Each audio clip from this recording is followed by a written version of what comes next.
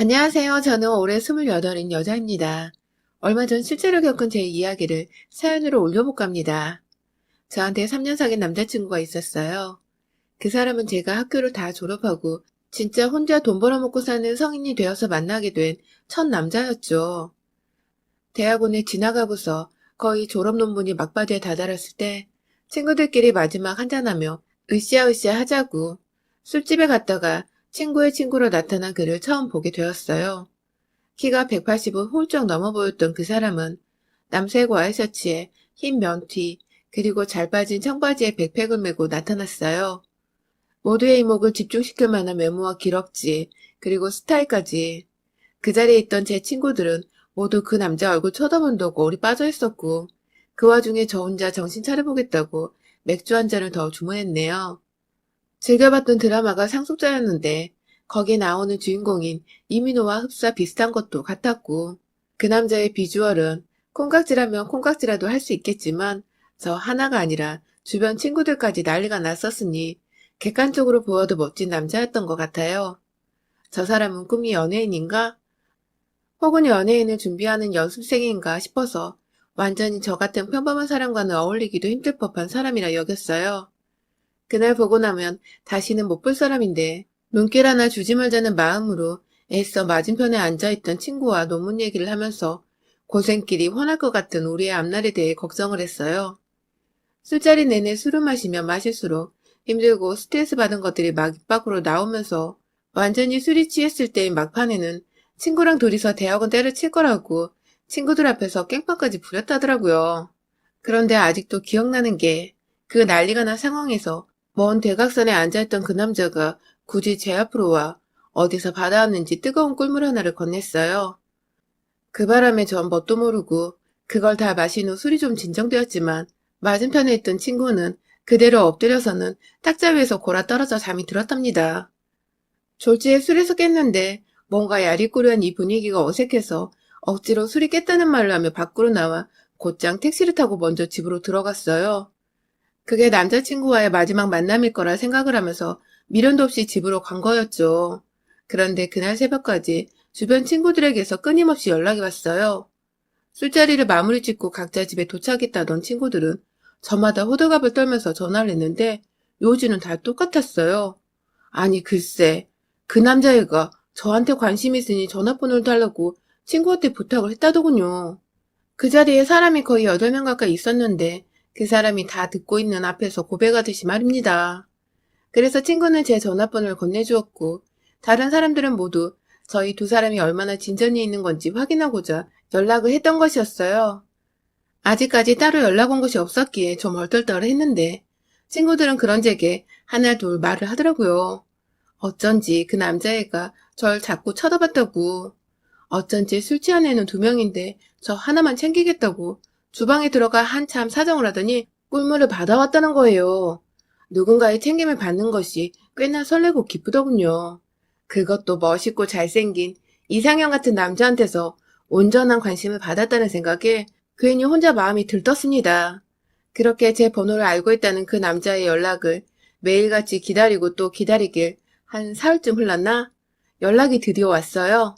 대단한 드라마를 찍은 건 아니었지만 우연히 만나게 된 그날 저한테 첫눈에 반했다면서 단둘이서만 만나서 커피를 마시든 밥을 먹든 데이트를 하고 싶은데 언제 시간이 괜찮냐고 물어봐주던 그 남자의 말에 전화를 끊고서 한참 동안이나 혼자 이불 안에 들어가 발을 동동 구르며 좋아라 했답니다. 그렇게 저희는 정말 아주 우연히 만난 술자리에서 호감을 가지고는 남자친구의 적극적인 대시로 순식간에 연인이 되어버렸어요.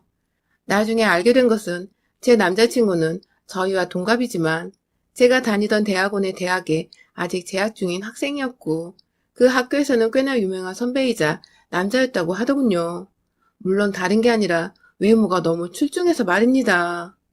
졸지에 한 학교의 유명인사를 사귀는 여자애가 되어버린 전 모르는 사람들의 관심까지 한 몸에 받아버리게 되었지만 나름 재밌고 또 신선했어요. 평생 남의 관심이라곤 받아본 적이 없이 살아온 제가 어쩌다 이렇게 눈에 넣어도 안 아플 멋진 남자친구를 사귀게 되었나 싶어서 오히려 뿌듯하기도 했어요. 이랬던 남자친구와 저는 거의 3년을 가까이 연애를 하면서 깊은 관계를 유지했습니다. 제가 외모만 보았더라면 절대 이 사람과 오랜 시간 만나지 못했을 거예요. 잘생겨봤자 성질머리가 더러우면 상종하고 싶지 않았을 테니까요. 하지만 이 사람은 외모만큼이나 성격이 참 고운 사람이었어요. 남자한테 곱다는 표현이 웃길 수도 있지만 섬세하고 진중하고 또 매사에 촐싹거리지 않고 차분한 것이 딱 곱고 착하단 표현이 어울리는 사람이었죠. 형이 하나 있는데 어릴 적부터 형한테 뺏기고 맞으면서 자라느라 무언가를 가져보고 욕심내는 것에 아직 서툴다며 그중 처음으로 욕심내고 다가가 보려고 한 것이 저였다면서 달콤한 말로 사람 귀와 마음을 흔들어대던 이 남자에게 저는 해가 지날수록 완전 홀딱 빠져버리게 되었습니다. 그렇게 매일을 처음 만나는 사이처럼 알콩달콩하게 잘 지내다 보니 저는 어느새 직장인이 되었고 남자친구도 저 취직하고 1년 뒤까지 취준생활을 하다가 마침내 한 회사에 채용이 되었어요. 애초에 저는 대학원까지 졸업을 했었고 나름 학점관리에 취업 준비도 똑부러지게 했었기에 좋은 회사에 취업을 할 수 있었는데 생각보다 잘 풀릴 거라 여겼던 남자친구는 사정이 정반대였어요. 학교 자체가 인서울 상위권인 학교이기도 했고 남자친구가 외모도 잘생겼고 사람이 반듯한 걸로 킹카라 소문이 나 있었기 때문에 전 당연히 이 사람이 학점 관리도 착실히 했고 또 취업도 나름 잘 준비했을 거라고 생각을 했는데요. 막상 졸업을 하고도 취준 생활을 1년 정도 이어가길래 옆에서 도와주고 싶은 마음에 이력서나 자기소개서 첨삭을 해주려고 한 적이 있는데 정말 가관이더라고요. 학점은 평균 3주차 넘기지 못했고 토익 800점짜리 말고는 이렇다 할 자격증이나 어학 점수가 없었어요. 안 그래도 문과생들은 취업하기 힘들다고 대학 가서 취업 준비에 먹을 맘만 살고 있는데 이 사람은 완전 남일처럼 그걸 손 놓고 대학을 다녔나 보더라고요. 처음엔 당황스럽고 살짝 실망이 되려고 했는데 이내 마음을 도로 잡았습니다. 내가 좋아하던 사람은 공부를 잘하고 못하고를 떠나서 나에게 잘해주고 날 설레게 해주던 온전히 성격 좋고 잘생겼던 사람이었으니까 학점은 그럴 수 있을 거라며 애써 이해를 해보려고 노력을 했죠. 그렇게 다시 으쌰으쌰해서 남친 취업을 도와주고 격려해주고 다행히도 비교적 규모는 작지만 망할 일은 절대 없는 탄탄한 중소기업이 들어갔습니다. 서로 직장인이 되어 만나니 전보다 훨 어른이 되어 만나는 것만 같아 또 색다른 기분이 들었어요. 제가 직장을 먼저 다닐 적에는 월급을 받는다는 이유로 제가 데이트 비용을 주로 내는 편이었는데 남자친구가 취업을 한 이후로는 자기가 돈을 내고 싶다며 먼저 데이트 비용을 지불하고 이런 식으로 저희는 서로에게 부담이 되지 않는 선에서 최대한 배려를 하고 맞춰주면서 큰 싸움이나 마찰 한 번 없이 잘 연애를 해갔습니다. 그러다가 남자친구가 문득 결혼 얘기를 꺼냈습니다. 함께 결혼해서 데이트를 하는 기분으로 매일을 살면서 미래를 갖고 나가보는 게 어떠냐고 물어보더라고요. 결혼에 대해선 아직 20대이고 해서 전혀 생각을 하지 못하고 있었는데 먼저 얘기를 꺼내주니 저도 내심 하고 싶다는 생각이 들더라고요. 그렇게 저희는 자연스레 서로의 동의하에 먼저 결혼을 결심하게 되었고 그때부터 차근차근 양가 부모님께 인사를 드리는 시간을 가지게 되었습니다. 사실 남자친구는 저희 부모님을 만나본 적이 몇 번 있었어요. 데이트를 하며 늘 저를 집까지 바래다 주던 사람이어서 오고 가는 길에 부모님이 미안하고 고맙다며 집안으로 부르신 적이 있었죠. 대단히 친한 건 아니었지만 집안에서 같이 차도 마시고 가끔 주말이면 밥도 먹고 가곤 했던 사람이었던지라 저희 친정 부모님께 결혼 허락을 받아내는 것은 딱히 어려움이 없었습니다. 하지만 남자친구 쪽은 좀 달랐어요. 연애를 하는 동안 제가 남자친구 집 근처로 갈 일이 없었을 뿐만 아니라 도통 남자친구가 부모님과 전화통화조차 잘 하지 않으니 제가 옆에서 그들의 대화를 듣거나 접해볼 기회가 전혀 없었거든요. 제게는 완전히 상상 속 미지의 인물들이었던 시어머니와 시아버지, 그리고 남편의 형, 긴장이 살짝 되긴 하더라고요. 그러다가 결국 예비 시부모님을 만나 뵈는 약속이 잡혔는데요. 바로 남자친구의 집에서 말입니다. 최대한 단정하게, 하지만 일어서고 앉는 동안 불편함이 없도록 연한 살구색 파스텔 톤의 참한 바지 정장을 입고서는 찾아갔어요. 손에는 엄마랑 머리를 쥐어짜고서 결정한 과일 바구니 선물 세트 하나 큼지막하게 사갔고요. 그렇게 떨리는 마음으로 남자친구의 뒤에 서 있다가 문이 열리자 활짝 웃으면서 집 안으로 들어가려는데 웬 개 한 마리가 왈왈 짖으면서 현관으로 뛰쳐나와버렸습니다. 이빨을 드러내며 지저대던 치아와는 바로 남자친구네 반려견이었는데요. 아니, 걔가 있다면 이따 말을 해줄 것이지. 남자친구는 그간 3년 동안 단 한 번도 개소리를 한 적이 없어가지고 저는 전혀 예상치도 못하게 걔와 영접을 하게 된 것이었어요. 얌전하고 귀여운 gem은 모르겠는데 막 자꾸 으르렁거리고 물기 직전으로 달려들려 하니 저는 그만 겁에 질려서는 남자친구 뒤에 꼭 숨어버리고 말았죠. 하, 그런데 그게 저희 시어머니 눈에 미운털이 박히게 했었나 봅니다. 시어머니는 첫 만남부터 며느리가 될 애가 인사는커녕 걔 피한다고 아들 뒤에 숨어서 나오더라느니 적잖게 기분이 상하셨나 보더라고요.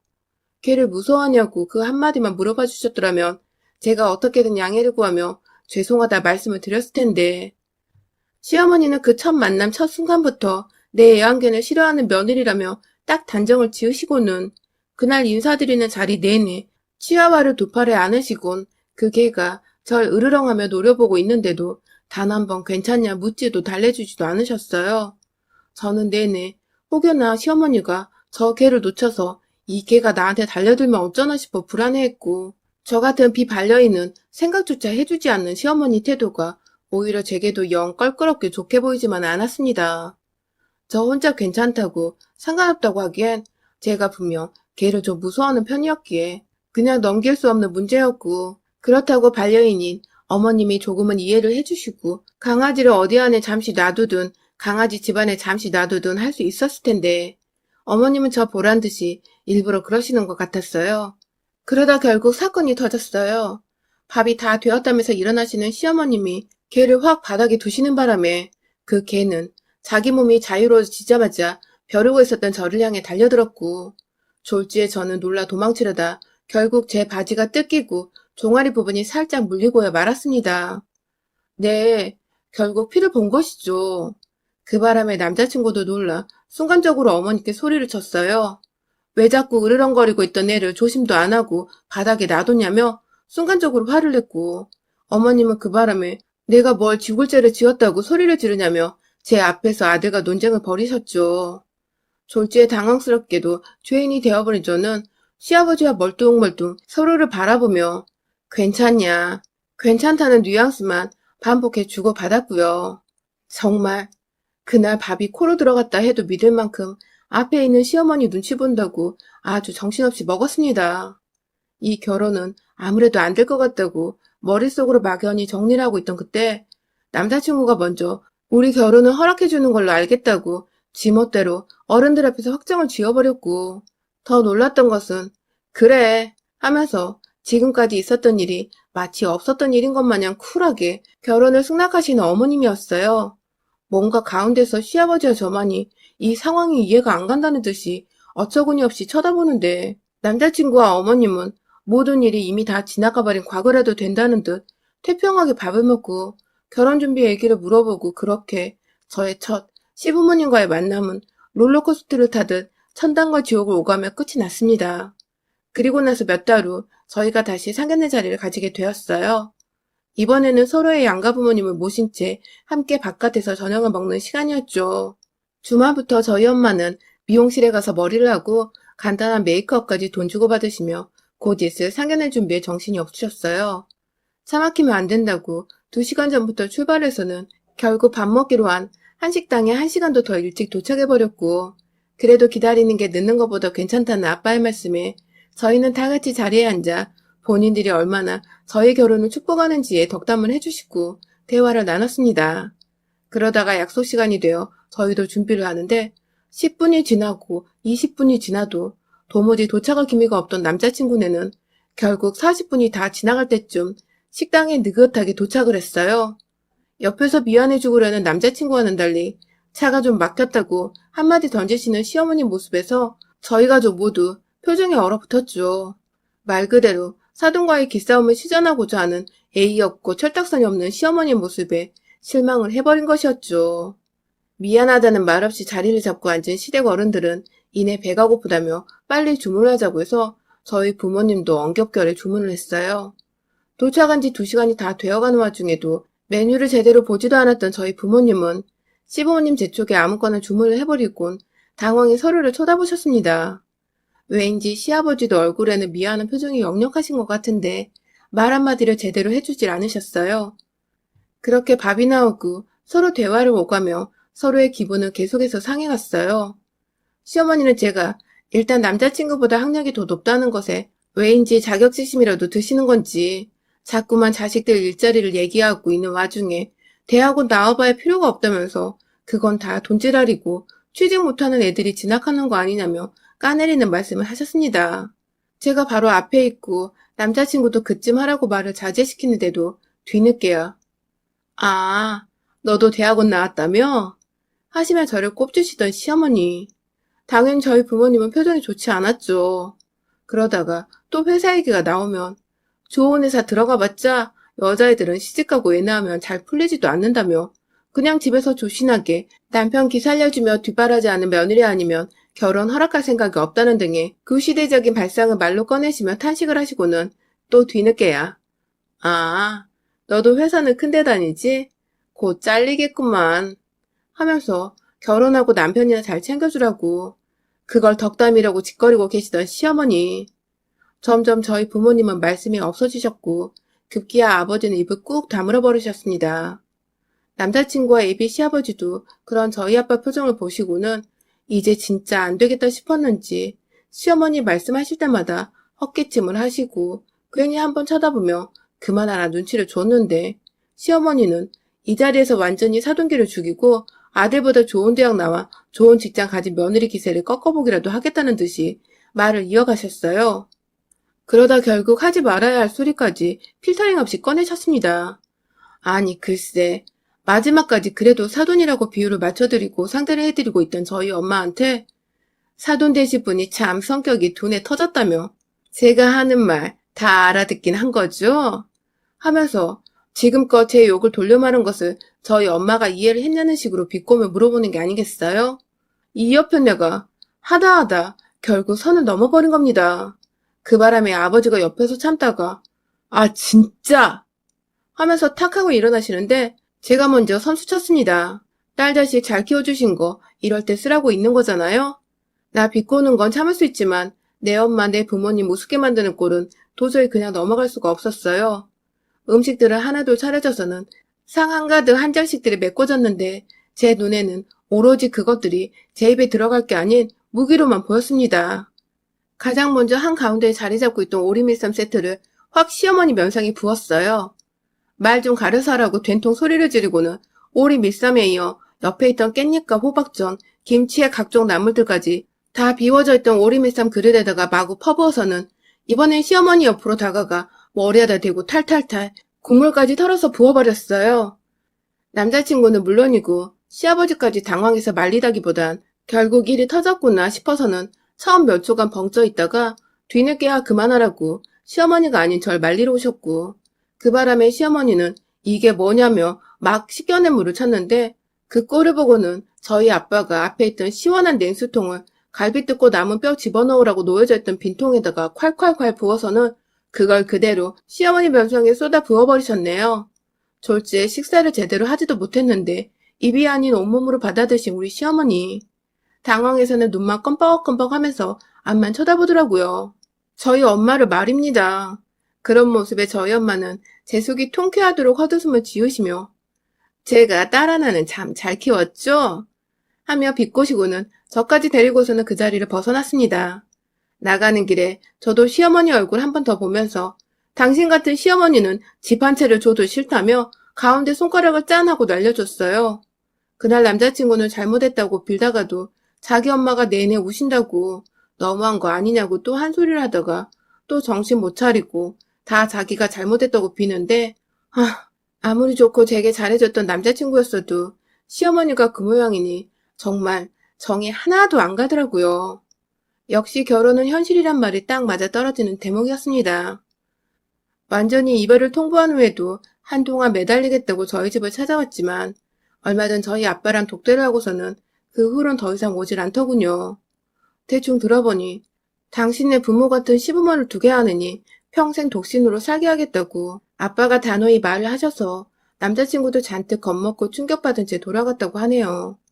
지난 시간 동안 사랑했던 시간이 너무 아쉽고 미련이 남지만 내 부모 욕보이면서까지 기죽이려 한 시댁을 두느니 차라리 내 몸뚱이를 스스로 아끼면서 부모님이 더 좋은 말씀과 좋은 사람만 듣고 보며 사시도록 하는 게 100배, 1000배 낫다는 생각을 했어요. 그리고 지금까지 제 선택에 있어서 후회한 적이 단 한 번도 없는 걸로 보아선 정말 잘한 짓이었던 것 같습니다. 결혼 앞둔 예비 며느리분들, 혹여나 저 같은 시댁을 만나려거든 지금이라도 늦지 않았으니 얼른 도망치세요. 여러분의 생각은 댓글로 남겨주세요. 오늘도 시청해주셔서 정말 감사합니다.